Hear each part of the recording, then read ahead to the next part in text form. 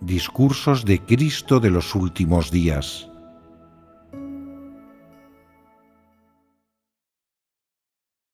El segundo aspecto del significado de la encarnación. ¿Cuál es el significado de que Dios encarnado sea corriente y normal?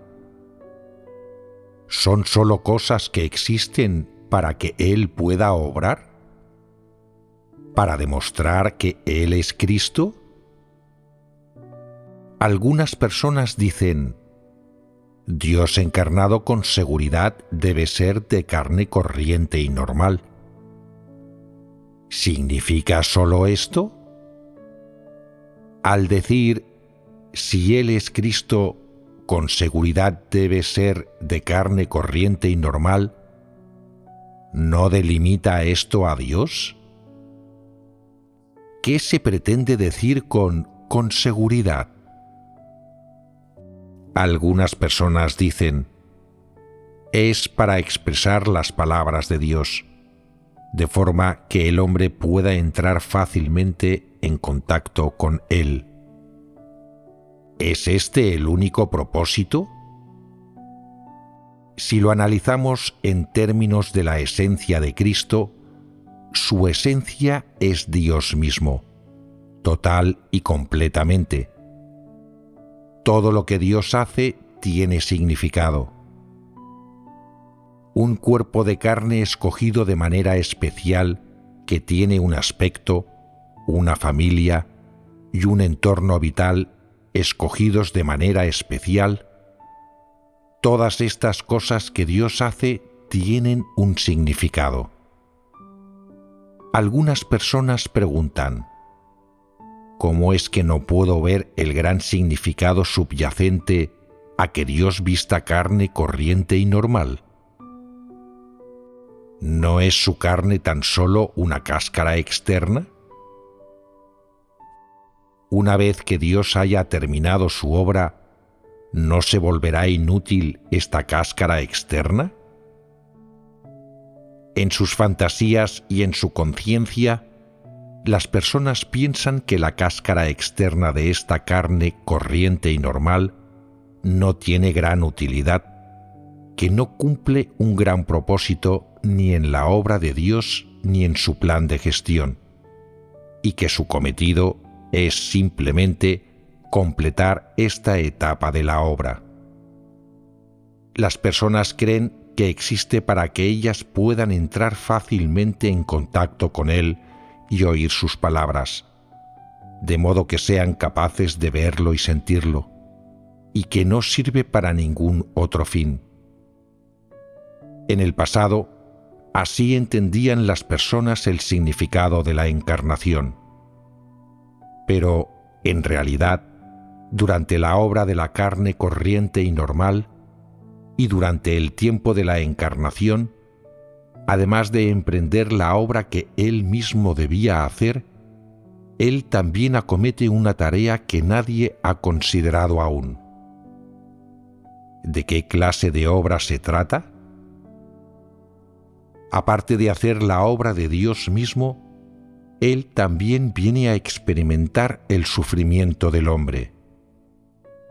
En el pasado, las personas no eran conscientes de esto.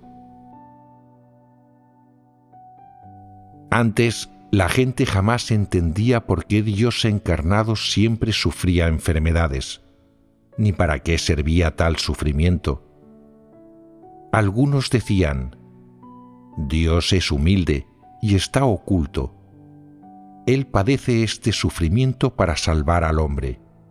Dios ama al hombre. Esta es la explicación atolondrada que dan. ¿Es absolutamente necesario que Él padezca estas cosas para salvar a la humanidad? Si Dios encarnado no padeciera este sufrimiento, ¿podría Dios mismo conseguirlo? Sí, podría. Algunas personas afirman: en la era de la gracia, solo necesitábamos orar a Dios para que cualquier enfermedad sanase tan pronto como surgiera. jamás tomábamos medicinas, y algunos oraban y hasta se curaban de cáncer. Así pues, ¿por qué Dios encarnado siempre está atormentado por la enfermedad? ¿Por qué nunca tiene buena salud? ¿Por qué Dios encarnado no ha recibido tanta gracia como el hombre? Esto siempre ha sido un misterio para la humanidad. Es un nudo en el corazón del hombre, y sin embargo las personas no lo tratan con mucha seriedad. En cambio, solo ofrecen explicaciones confusas, diciendo que Dios ama al hombre y que Él sufre por la humanidad. Incluso ahora, las personas no lo entienden de la forma correcta. Experimentar el sufrimiento del mundo es una responsabilidad de Dios encarnado. ¿Qué propósito tiene experimentar el sufrimiento del mundo? Este ya es otro asunto. Dios viene para experimentar el sufrimiento del mundo, lo cual es algo que el espíritu no puede lograr en absoluto. Solo Dios encarnado, que es de carne corriente, normal y completa, y que se ha hecho totalmente humano, puede experimentar por completo el sufrimiento del mundo. Si el espíritu tuviese que hacer esta obra, sería absolutamente incapaz de experimentar cualquier sufrimiento.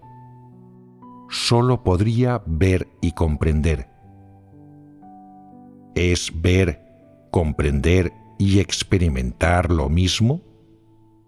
No, no lo es. Anteriormente, Dios dijo: «Conozco el vacío del mundo y las adversidades que existen en la vida del hombre. He caminado aquí y allá en el mundo, y he visto una desdicha extrema. He visto las penurias, la miseria y el vacío de la vida del hombre. Pero en cuanto a la cuestión de si él lo ha experimentado o no, eso es otro asunto totalmente distinto. Pensemos, por ejemplo, en una familia que lucha por salir adelante. Lo ves y lo entiendes un poco, pero ¿has experimentado su situación por ti mismo? ¿Has percibido sus dificultades, su sufrimiento, y has tenido estos sentimientos o esta experiencia? No, no es así. Es decir, ver y experimentar son dos cosas diferentes. Se puede decir que esta obra, debe ser hecha necesariamente por Dios encarnado. En tales asuntos, el espíritu es totalmente incapaz. Este es otro aspecto del significado de la encarnación. Dios viene para experimentar el sufrimiento del mundo y el sufrimiento que el hombre soporta. ¿Qué sufrimiento experimenta? Experimenta las dificultades que existen en la vida del hombre, los infortunios familiares, los engaños del hombre, el abandono y la persecución, así como la enfermedad del cuerpo. Todos estos constituyen los sufrimientos del mundo. La aflicción de la enfermedad, los ataques de las personas cercanas y las cosas, los infortunios en la familia, el abandono por parte de las personas, la blasfemia, la difamación, la resistencia, la rebeldía, los insultos y los malentendidos, etc. Dios encarnado experimenta todo esto como un ataque. Para quienes padecen todo esto, también lo es. Se trate de una gran persona, de una persona extraordinaria o de alguien de mente abierta, este sufrimiento y todas estas cosas son un ataque para ella. Dios padece la persecución del mundo. No tiene donde reposar su cabeza, ningún lugar donde estar, ningún confidente. Todo esto es doloroso. Si bien es posible que estas cosas no alcancen el cénit del sufrimiento, Él de todos modos lo experimenta todo. Algunos solían preguntarse, ¿en la obra de Dios encarnado no puede Él eliminar estas enfermedades? ¿Permitirse hacer su obra con comodidad y no dejar que las personas se rebelen o se resistan contra Él? ¿No podría Él hacer estas cosas? Si Él castigara a las personas, éstas no se atreverían a resistirse a Él. Dios tiene la autoridad. Entonces, ¿por qué se dejaría caer en la enfermedad? Si alguien está enfermo, solo necesita orar para curarse. ¿Por qué Dios mismo, pues, padece la enfermedad? Él lo hace para poder experimentar el sufrimiento del mundo. No elimina las adversidades ni la aflicción de las enfermedades de la carne que adopta como encarnación, ni tampoco elimina el abandono que sufre a manos del hombre. Él solo crece de forma natural y obra dentro de este difícil entorno. Así puede experimentar el sufrimiento del mundo. De no existir ninguna de estas cosas, Él no probaría este sufrimiento. Si no le sobrevinieran enfermedades o si no padeciera ninguna de las dolencias que afligen a las personas normales, ¿no sería menor su sufrimiento? ¿Podría disponerse que Él jamás padeciera un dolor de cabeza ni sintiera cansancio después de usar demasiado su cerebro, mientras otras personas sí los padecen? Sí, podría disponerse, pero esta vez las cosas se están haciendo de forma diferente. Durante la era en la que obraba Jesús, Él fue capaz de pasar 40 días y 40 noches sin comida ni agua, sin sentirse hambriento. No obstante, en la era actual, Dios encarnado tiene hambre incluso si se salta una comida. Algunas personas dicen, ¿no es Dios todopoderoso? A mi modo de ver, no lo es. Ni siquiera puede hacer algo tan pequeño como eso. Por su forma de hablar, vemos que Él es Dios. Entonces, ¿por qué no puede conseguir estas cosas? No es que Dios no pueda conseguirlas, sino que no las hace de esa forma. El propósito de su encarnación no es hacer las cosas que las personas piensan que Dios puede hacer. Él experimenta el sufrimiento del mundo y hay significado en que lo haga. Después están los que preguntan, ¿qué utilidad hay, Dios, en que experimentes el sufrimiento del mundo? ¿Puedes sufrir en el lugar del hombre? ¿No están sufriendo ahora mismo las personas? Dios no hace nada de manera aleatoria. Él no se marcha una vez que ha padecido el sufrimiento del mundo, cuando ha mirado y visto cómo es el mundo, sino que viene para completar meticulosamente toda la obra que requiere su encarnación. Algunas personas piensan que sencillamente Dios puede estar demasiado acostumbrado a disfrutar de una vida de comodidad y confort, que solo quiere sufrir un poco, que vive feliz sin haber probado el sufrimiento, de modo que solo quiere conocer el sabor del sufrimiento. Todo esto no es más que producto de la imaginación de las personas. Experimentar ahora el sufrimiento del mundo es algo que solo puede hacerse durante el tiempo de la encarnación. Si la obra de Dios encarnado ya se hubiera completado con minuciosidad y la siguiente etapa de la obra hubiera empezado ya, no debería existir más lo de experimentar el sufrimiento del mundo. ¿Por qué razón exacta experimenta Dios el sufrimiento del mundo? ¿Lo sabe alguien? Se ha profetizado que el hombre no tendrá lágrimas, llanto ni sufrimiento, y que no habrá enfermedad en el mundo.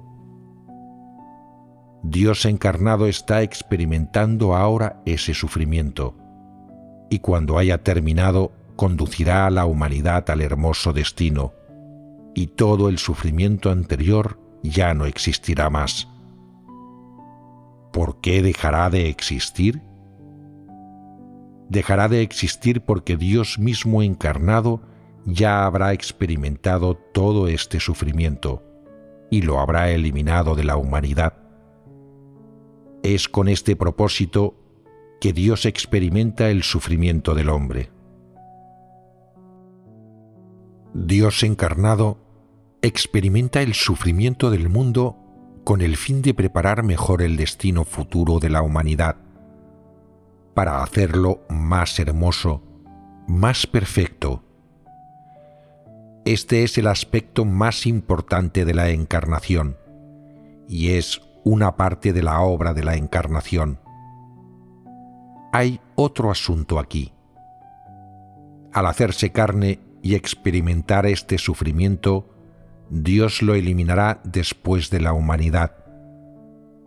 Pero si no hubiera encarnación ni experiencia, ¿podría eliminarse este sufrimiento? Sí, de todos modos podría eliminarse. En la era de la gracia, cuando Jesús fue crucificado, Él era un hombre justo que tomó la semejanza de la carne pecaminosa y se hizo ofrenda por el pecado, con lo cual redimió a toda la humanidad y la liberó de las garras de Satanás. Este fue el propósito y el significado de la crucifixión de Jesús. Estaba redimiendo a la humanidad con su sangre preciosa, de modo que se perdonaran los pecados de la humanidad. Dios experimenta ahora el sufrimiento humano, y esto significa que lo hace en el lugar del hombre, tras lo cual no será necesario que éste lo sufra de nuevo. No puedes olvidar las siguientes palabras. En cada etapa de la obra de Dios, Él está en guerra con Satanás, y toda etapa de su obra está de algún modo relacionado con esta guerra contra Satanás. En la etapa de la obra llevada a cabo durante la era de la gracia, se perdonaron todos los pecados de la humanidad. Estos se redimieron a través de la crucifixión. De no haber existido este hecho, el hecho de la crucifixión, y si en cambio el perdón de los pecados del hombre se hubiera basado únicamente en palabras, no se habría convencido a Satanás. Éste habría dicho: «Tú no has sufrido nada ni has asumido los pecados del hombre. ¿Con una sola palabra quedan perdonados los pecados de la humanidad? Eso es inaceptable. Tú creaste a la humanidad, así que si no asumes los pecados en nombre de ella, no puedes perdonar sus pecados». Ahora, en la etapa actual de la obra, todas las personas salvas serán llevadas al hermoso destino, llevadas a la era siguiente. La humanidad ya no sufrirá más, la enfermedad no la afligirá más. pero basado en que el hombre ya no padecerá más la aflicción de la enfermedad, basado en que ya no existirá el sufrimiento en el mundo. Es razonable afirmar que dado que las personas tienen un carácter corrupto y son capaces de resistirse a Dios, deberían padecer este sufrimiento. ¿Cómo puede resolverse este problema? Por tanto, Dios encarnado también hace esta vez algo muy importante, y es tomar el lugar de la humanidad y sufrir todo su dolor. Esta experiencia de Dios que se hace carne y experimenta el dolor humano, se trata de que Él sufre en lugar de la humanidad.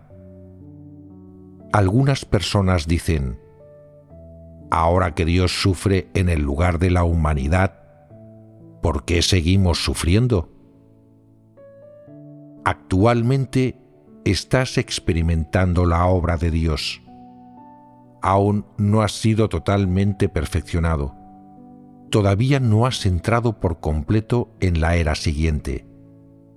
Y tu carácter sigue siendo corrupto. La obra de Dios aún no ha alcanzado su apoteosis y sigue en curso. Por tanto, las personas no deben quejarse de su sufrimiento. Dios encarnado sigue sufriendo, no digamos ya el hombre. ¿No es de gran importancia que Dios experimente el sufrimiento humano? Dios encarnado no ha venido a hacer un poco de obra y después marcharse. El entendimiento de las personas es demasiado superficial. Creen que Dios encarnado ha venido a hacer la obra de Dios mismo, que esta carne solo ha venido para expresar la palabra de Dios y obrar en su nombre. Algunos piensan incluso que esta carne solo es una forma externa, pero esta es una visión completamente errónea y no es más que una blasfemia contra Dios encarnado. La obra de la carne significa que Dios mismo ha venido y que se ha hecho carne para experimentar el sufrimiento humano. Significa que Dios se ha convertido en ser humano para experimentar el sufrimiento del hombre. Tiene razón la gente al creer que la forma exterior de la carne de Dios ha venido a experimentar este sufrimiento y que su espíritu no sufre por dentro. El Espíritu de Dios sufre como sufre la carne. Cuando Jesús iba a ser crucificado, suplicó: Padre mío, si es posible, que pase de mí esta copa, pero no sea como yo quiero, sino como tú quieras. Deseó esto porque del mismo modo que su carne sufría, su espíritu también padecía dentro de la carne. Si dices que solo es la cáscara externa de la carne la que sufre, que Dios en su divinidad no sufre en absoluto, que no padece tormento alguno, estás equivocado. Si lo entiendes de esta forma, eso demuestra que no has visto el aspecto de la esencia de Dios encarnado. ¿Por qué se dice que Dios está materializado ahora en un cuerpo de carne? Dios podría ir y venir cuando quisiera, pero no lo hace. Él se ha hecho humano para padecer este sufrimiento, real y tangible, para que las personas puedan verlo y sentirlo conforme ocurre. Él puede sentir el sufrimiento que padece, lo experimenta por sí mismo. Ni una sola vez siente su carne alguna parte del sufrimiento o del tormento que no sienta su espíritu. Su carne y su espíritu son uno al sentir y soportar el sufrimiento. ¿Es esto fácil de entender? No es fácil. No es fácil porque lo único que el hombre puede ver es la carne, y no percibe que el espíritu sufre en el momento en que la carne sufre. ¿Crees que cuando alguien sufre, su alma también lo hace? ¿Por qué dice la gente que siente esto y aquello profundamente en su corazón? Es porque la carne y el espíritu del hombre son uno.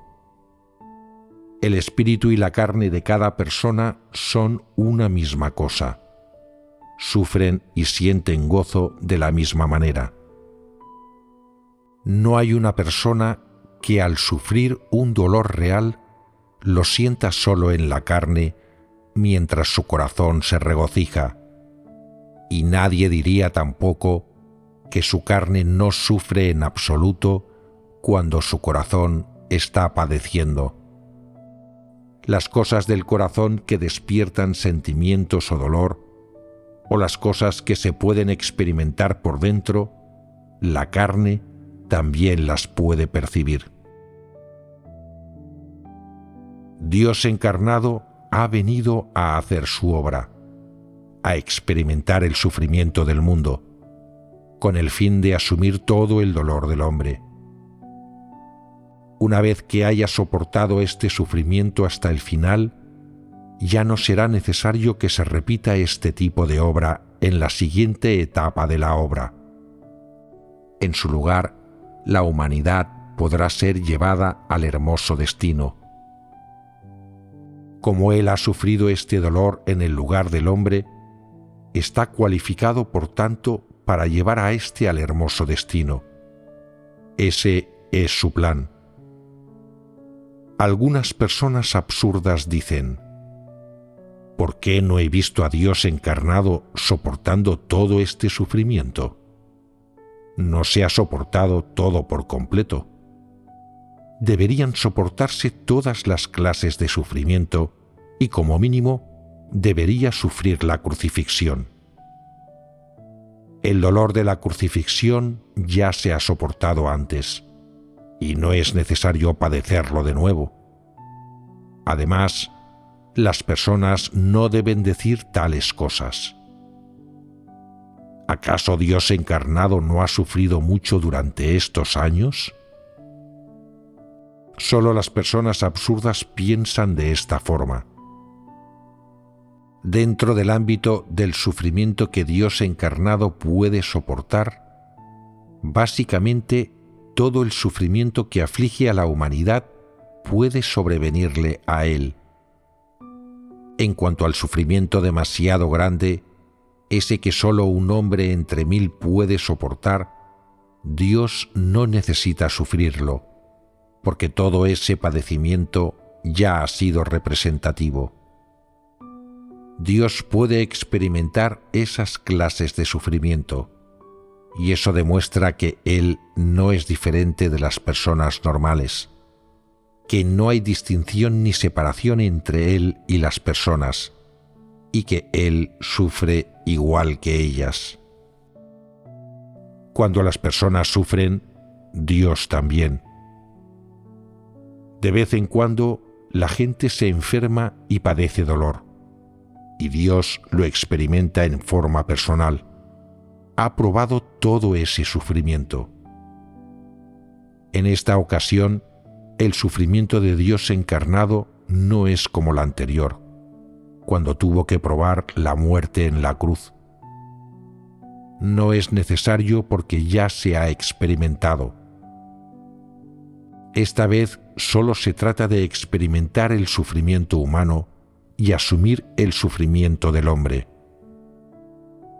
Anteriormente, Jehová obró como el Espíritu, y el hombre pudo aprender algunas cosas de ello. Sin embargo, las personas pueden ver y sentir la obra de Dios encarnado, haciéndola más conveniente y accesible para ellas que la obra del Espíritu.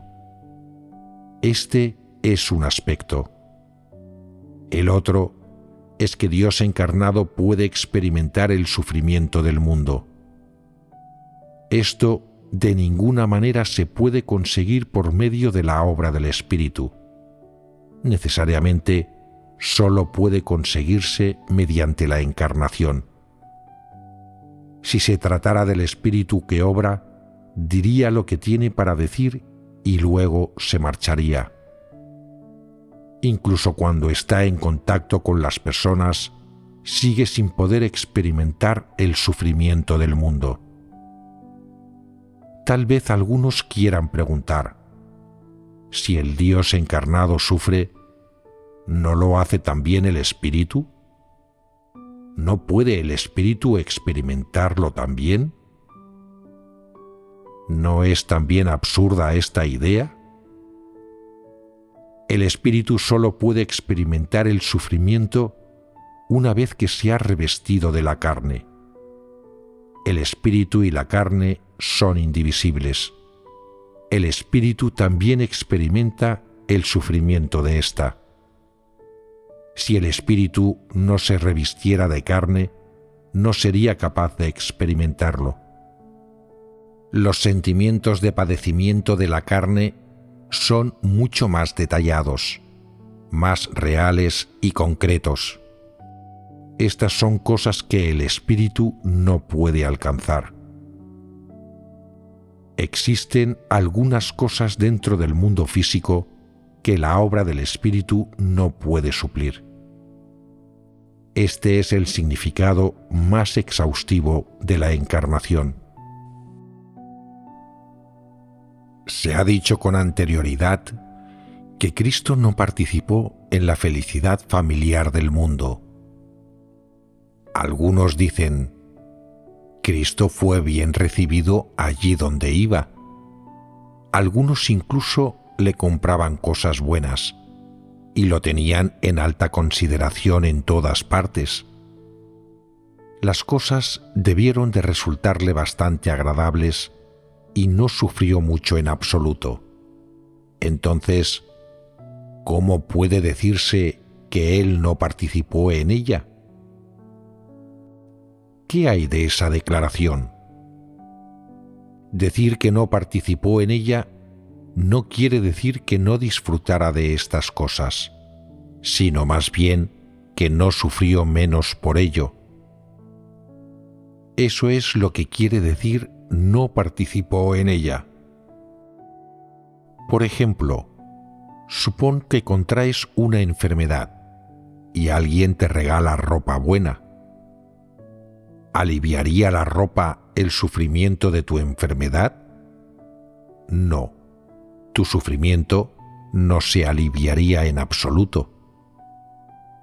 Sigues teniendo que sufrir lo que debes sufrir, y eso es lo que significa no participar en ella.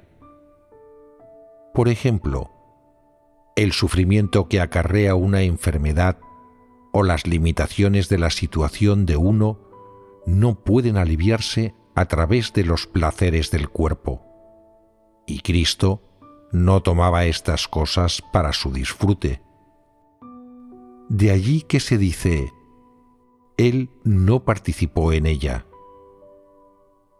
Algunas personas absurdas piensan: si Dios no participa en la felicidad familiar del mundo, no importa cómo lo recibamos, ya que Él sufrirá independientemente de lo que hagamos.